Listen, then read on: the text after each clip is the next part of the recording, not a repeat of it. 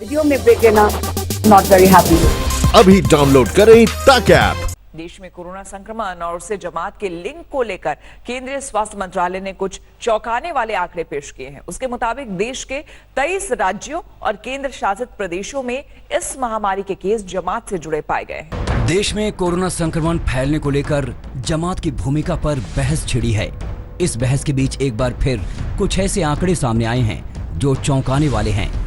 इन आंकड़ों पर नजर डालने से पहले आपको बता दें कि स्वास्थ्य मंत्रालय की प्रेस कॉन्फ्रेंस में ये बात साफ तौर पर बताई गई कि देश के 23 राज्यों और केंद्र शासित प्रदेशों में कोरोना के मरीजों का ताल्लुक दिल्ली के निजामुद्दीन मरकज से जुड़ा है। 14,378 पॉजिटिव केसेस जो आए हैं उसमें से 4,291 लगभग 29.8% केसेस निजामुद्दीन मरकज क्लस्टर से सिंगल सोर्स से संबंधित पाए गए हैं, जिससे 23 स्टेट्स और यूनियन टेरिटरी से इससे रिलेटेड केसेस पाए गए। ये खुलासा बेहद चौंकाने वाला है। स्वास्थ्य मंत्रालय के संयुक्त सचिव ने जहां पूरे देश का आंकड़ा सामने रखा, वहां राज्यों के लिहाज से भी आंकड़े पेश किए। इसके मुताबिक कुछ राज्यों में जमात से जुड़े केस 90% से भी ज्यादा पाए गए। असम 91%, तमिलनाडु 84%, अंडमान निकोबार 83%, तेलंगाना 79%, दिल्ली 63%, आंध्र प्रदेश 61%, यूपी 59%। इनमें उत्तर प्रदेश की बात करें तो पिछले 24 घंटे में कोरोना संक्रमण के 125 नए मामले सामने आए, जिनमें से 78 लोग तबलीगी जमात से जुड़े थे। अयोध्या मामले में मुस्लिम पक्षकार इकबाल अंसारी ने देश में इस महामारी को फैलाने का ठीकरा जमातियों पर ही फोड़ा। हमें चाहते हैं कि जमाती घूमतू होते हैं, ये घूम घूम करके बीमारी फैला रहे हैं। हम तो बीमारी को ढूंढ रहे हैं कि बीमारी आवे, इसको पकड़ के इसको नेस्तनाबूद करे। ये मुसलमानों को ये जमाती बदनाम कर रहे हैं। अगर ये जहां भी मिले इनके ऊपर कार्रवाई होनी चाहिए। यूपी में कोरोना के लगभग 1000 केस हैं, जिनमें से आधे से भी ज्यादा ऐसे हैं जो या तो निजामुद्दीन के मरकज में शामिल हुए या जो उनके संपर्क में आए। दूसरी तरफ दिल्ली में भी जमात से जुड़े कोरोना मरीजों की संख्या अच्छी खासी है। हालांकि दिल्ली सरकार ने अब उनके आंकड़े अलग से बताने वाले कॉलम को ही खत्म कर दिया है। इससे पहले राजस्थान सरकार ने भी यही किया था। अयोध्या में बनबीर सिंह के साथ आज तक ब्यूरो। हैदराबाद में पुलिस ने 17 रोहिंग्या को गिरफ्तार किया है।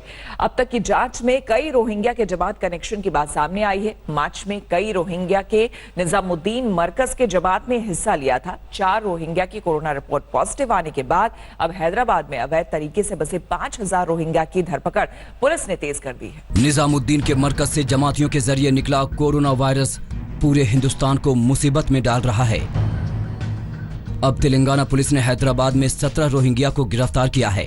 ये सभी बर्मा के रहने वाले हैं और काफी समय से हिंदुस्तान में गैर कानूनी तरीके से रह रहे थे। जांच में पता चला है कि पकड़े गए 17 रोहिंग्या में 2 जम्मू कश्मीर, 4 हरियाणा के मेवात और 11 हैदराबाद के बालापुर में अवैध तरीके से छुप कर रह रहे थे। इनमें कई रोहिंग्या ऐसे हैं जिन्होंने निजामुद्दीन के मरकज के जमात में हिस्सा लिया था। इनमें 4 रोहिंग्या की कोरोना रिपोर्ट पॉजिटिव आने से हैदराबाद प्रशासन के कान खड़े हो गए हैं। हैदराबाद में इनसे कोरोना का खतरा इसलिए ज्यादा है क्योंकि शहर में रोहिंग्या ने अपनी अवैध बस्तियां ऐसे इलाकों में बसा ली हैं जहां काफी घनी आबादी है। मैं यहाँ पर करीब 7-8 साल से देख रहा हूँ बर्मा वालों को। जब से आए हम भी खुद भी इनकी बहुत मदद करें, लेकिन आज इनका ये हाल हो गया कि ये हमारे ही लोगों के ऊपर जुल्म कर रहे हैं। हमारी जो माँ बहनें बैठी हुई है इनको कुछ लेने नहीं दे रहे हैं। इस वक्त जो भी आकर यहाँ पर खैरात कर रहा, जो कुछ राशन बांट रहा है या खाना बांट रहा, वो इनको लेने नहीं दे रहे। वो लोग जुल्म कर रहे हैं, ये औरतों पर मार रहे हैं। हैदराबाद पुलिस ने पॉजिटिव पाए गए 4 रोहिंग्या को क्वारंटीन कर दिया है, जबकि 13 को आइसोलेशन में रखा गया है। अब तेलंगाना पुलिस की नजर हैदराबाद में अवैध तरीके से रह रहे 5000 रोहिंग्या पर है। स्थानीय निवासी भी इनसे परेशान हैं और इनकी जांच की मांग कर रहे हैं। ये लोगों में बहुत सारे लोग दिल्ली जाके आए हैं, तो कंफर्मेशन उनको हुआ होगा ना साहब, तभी तो लोकल पेपर में आया पूरा। तो अब उनको जरा गवर्नमेंट का काम है साहब, तेजी से इनको जरा कैच करिए, इनको क्वारंटाइन करिए, इनको टेस्ट करिए, वरना फिर ये आम लोगों में फैल जाएगा। गृह मंत्रालय पहले ही सभी राज्यों और केंद्र शासित प्रदेशों को चिट्ठी लिख चुका है। गृह मंत्रालय ने साफ लिखा है कि रोहिंग्या और तबलीगी जमात के बीच कनेक्शन की राज्य सरकारें जांच करें। तेलंगाना पुलिस ने हैदराबाद में रोहिंग्या और जमात कनेक्शन की रिपोर्ट केंद्र को भेज दी है। आशीष पांडे, हैदराबाद, आज तक। कानपुर में लॉकडाउन का मजाक बनाने वालों पर शनिवार को पुलिस ने जमकर कहर बरपाया। शहर में लॉकडाउन है, लेकिन कुछ इलाकों से लगातार शिकायतें आ रही थी कि शाम होते ही इन इलाकों में लोग सड़कों पर आकर लॉकडाउन का माहौल उड़ाते हैं। इसके बाद पुलिस की कई टीमें शनिवार शाम को अभियान चलाकर जूही, लाल कॉलोनी और किदवई नगर इलाके पर टूट पड़ी। सड़कों पर घूम रहे लोगों पर लाठी बरसाकर नियम तोड़ने की सजा दी।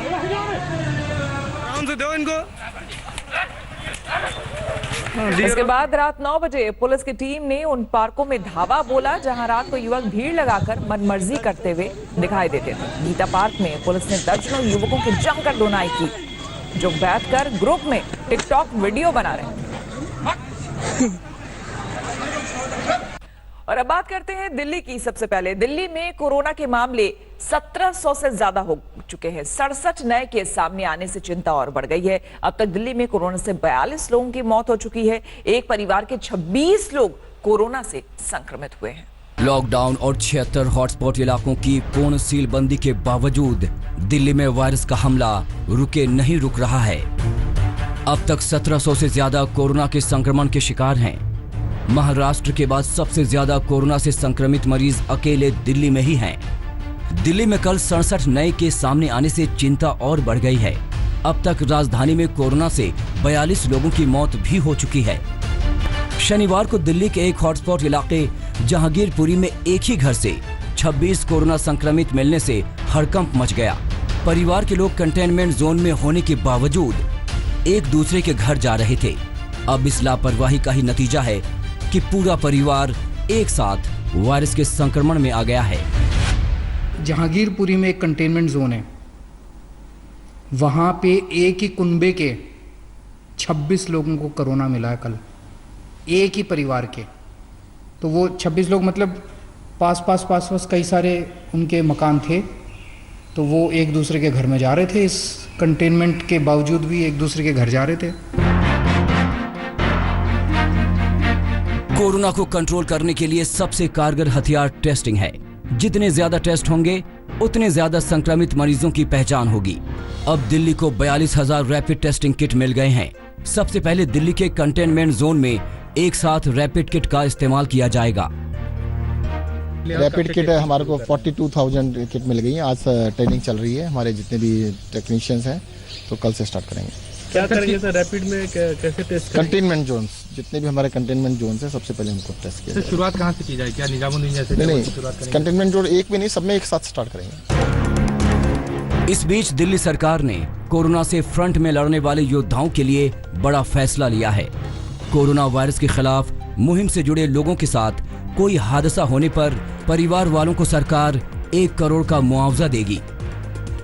इसमें स्वास्थ्य कर्मी के साथ साथ अब पुलिसकर्मी, सर्वे कर रहे अध्यापक और सिविल डिफेंस कर्मी को शामिल किया गया है।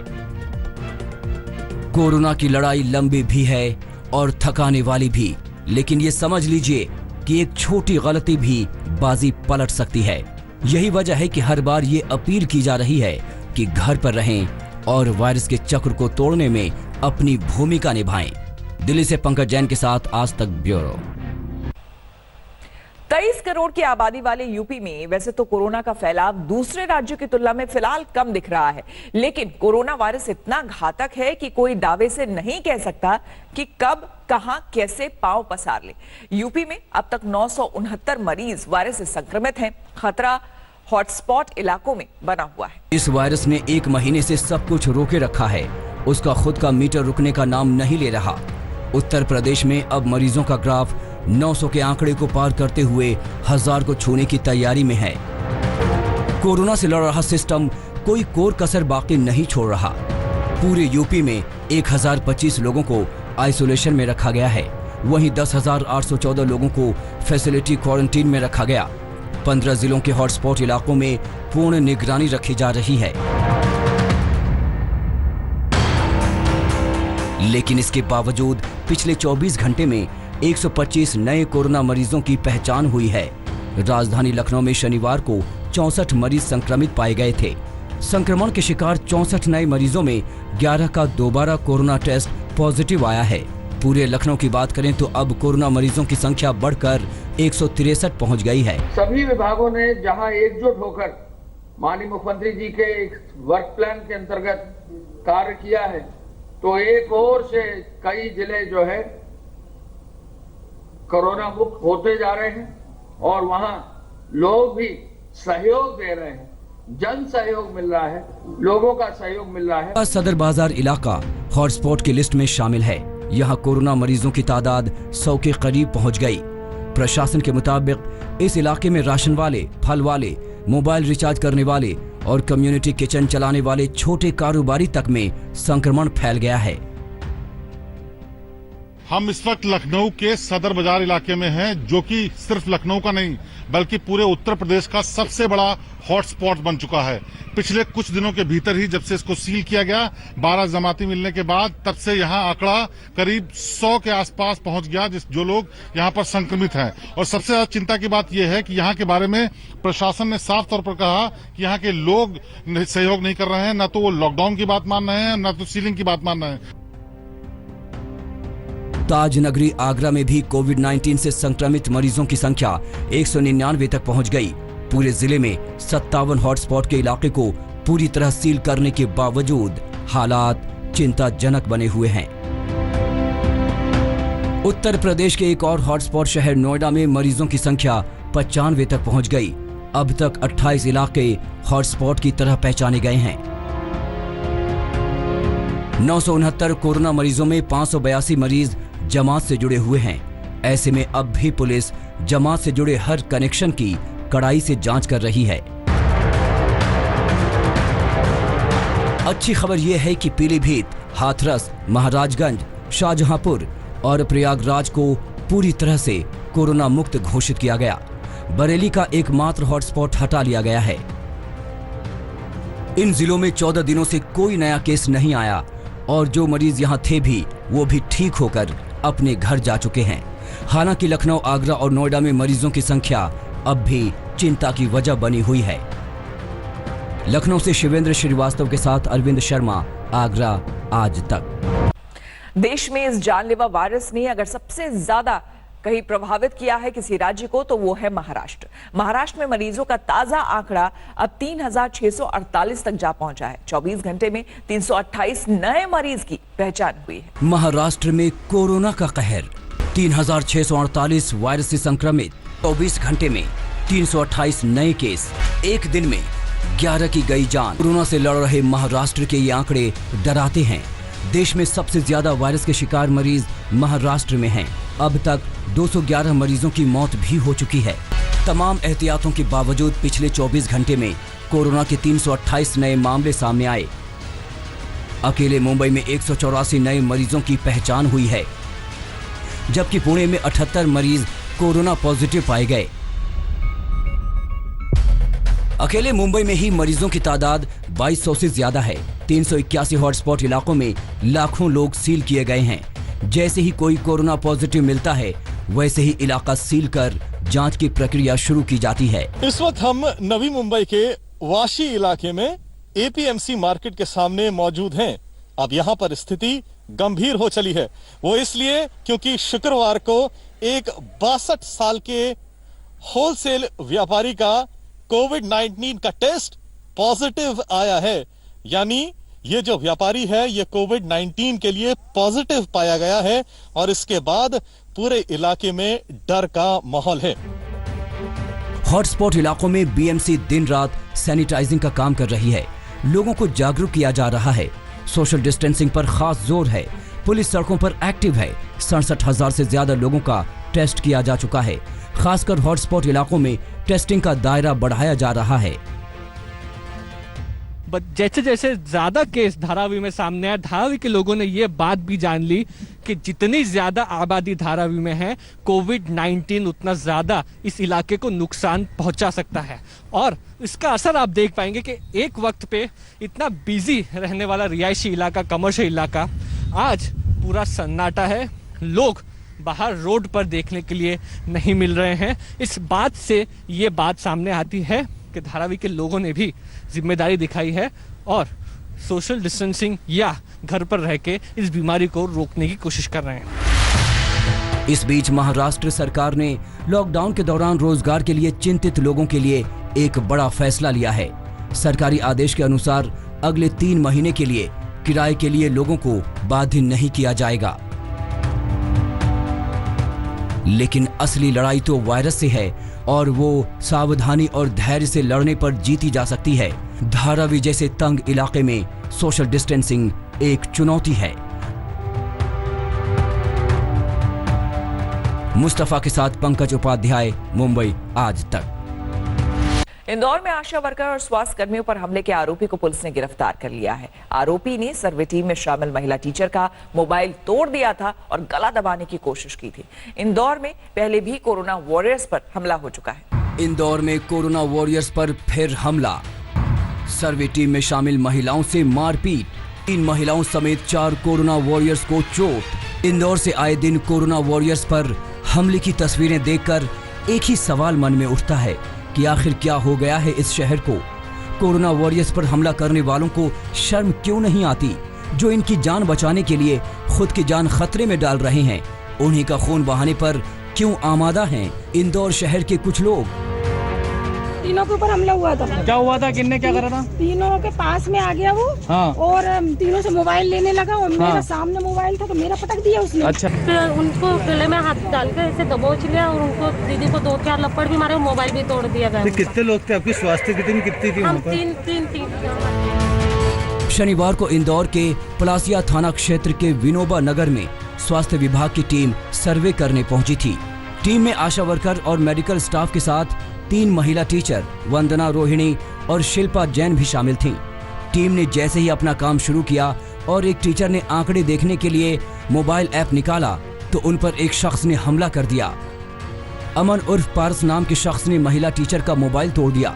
सर्वे में शामिल महिलाओं का आरोप है कि आरोपी ने एक टीचर को थप्पड़ जड़ दिया और उनका गला दबाने की भी कोशिश की। पारस नाम का अपराधी है, पूर्व अपराधी। ये इस लॉकडाउन की में भी जो है शराब वगैरह का व्यापार करता रहा है। अवैध रूप से लॉकडाउन को भी नहीं मान रहा था और उसने हमारे सर्वे टीम के एक टीचर हैं वंदना, उनके ऊपर हमला किया और उनका मोबाइल भी तोड़ दिया। इसके बाद उस अपराधी ने जाकर जो पड़ोस हैं पड़ोसियों को चाकू मारा है, कुछ लोगों के घर वगैरह में मतलब तोड़ दिए हैं और जैसे ही पुलिस को हम लोगों ने सूचित किया तो वहाँ से भाग। सर्वे टीम पर हमला हुआ तो तीनों टीचर्स की आंखों के सामने इंदौर की टाटपट्टी बाखल इलाके की वो तस्वीरें घूमने लगी, जहां 1 अप्रैल को सर्वे टीम पर लोगों ने ईंट पत्थर और डंडों से हमला बोल दिया था। सभी वहां से जान बचाकर भागी और पलासिया थाने पहुंची। आरोपी पारस और उसके साथियों के खिलाफ केस दर्ज कराया। हालांकि शुरुआत में पुलिस यही कहती रही कि सर्वे टीम पर हमला नहीं हुआ। आपस में झगड़ा कर रहे एक स्थानीय गुंडे ने ये समझकर मोबाइल तोड़ दिया कि महिला टीचर उसका वीडियो बना रही थी। कानपुर में लॉकडाउन का मजाक बनाने वालों पर शनिवार को पुलिस ने जमकर कहर बरपाया। शहर में लॉकडाउन है, लेकिन कुछ इलाकों से लगातार शिकायतें आ रही थी कि शाम होते ही इन इलाकों में लोग सड़कों पर आकर लॉकडाउन का माहौल उड़ाते हैं। इसके बाद पुलिस की कई टीमें शनिवार शाम को अभियान चलाकर जूही, लाल कॉलोनी और किदवई नगर इलाके पर टूट पड़ी। सड़कों पर घूम रहे लोगों पर लाठी बरसाकर नियम तोड़ने की सजा दी।